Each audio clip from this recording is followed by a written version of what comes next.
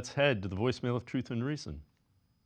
Yes, this is Daryl from Dixon. The progress of the offense is definitely going slower than what we want it to, but it does look like Deshaun Watson is starting to look like an NFL quarterback. He wasn't initially, but he does look like he's improving. Despite all the problems with an offensive line that can't run block or not jump off sides, it's about as well as expected. No Njoku, no Chubb, running backs ain't taking lanes. The defense has no excuse. Last year, Jim Schwartz got all the credit for building a great defense. Where's it at this year? You know, we blame Stefanski for everything, but everything's got to pull together. It's going to take time. It may be a rough year for us, but, you know, as a Browns fan, it's always next year, I guess. As always, appreciate all of the voicemails. Jeff, yeah, I thought Deshaun Watson has looked pretty good, and we showed yesterday it was, that his PFF grade was second highest behind only Lamar Jackson for this week. Having said that, I agree about the defense. The defense, they got to get it done. The pieces are there. The parts are there. They got to carry him for a little bit. There's no question. I mean, we'll start with Deshaun. I mean, look, you can take the points and the touchdown pass to Amari Cooper off the board. Obviously, you can. But Deshaun Watson did everything you would hope for. You know, climbed up into the pocket, still took a hit, found his guy deep down the field. You know, that's a great, great sign. You put that into the statistical equation, and all of a sudden, you know, Deshaun Watson at that point alone is over to, 250 yards.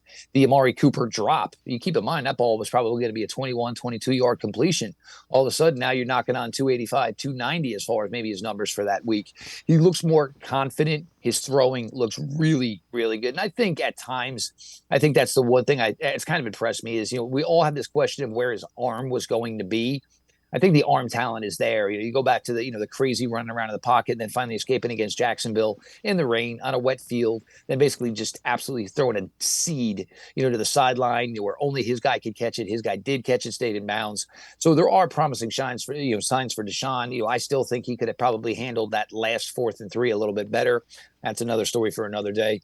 But yeah, I mean, look, and the thing is, everybody, the problem is the pressure is always going to go to the offense. It's just the way it is. But the defense, yes, it's fair to say that this defense is truly underperforming.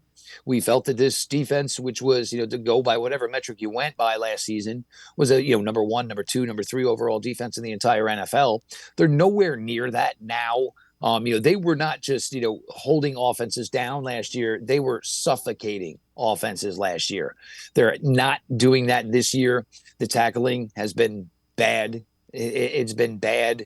Like I mentioned earlier, the defensive line played so well last year. A lot of times you had, running backs basically get the handoff, and there it was. There was the Browns party in the backfield. And it wasn't that he was getting positive yardage. He was doing everything he could. Anybody was doing anything they could just to avoid a big negative play. They're not getting those breaks this year. They're not playing certainly with the same swagger and confidence on the defensive side of the ball as they were last year. And it is fair to say, because it is a lot of the same guys.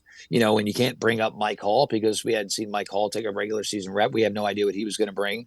And although Maurice Hurst is out, Maurice Hurst is not supposed to be somebody that carries this defense on his own.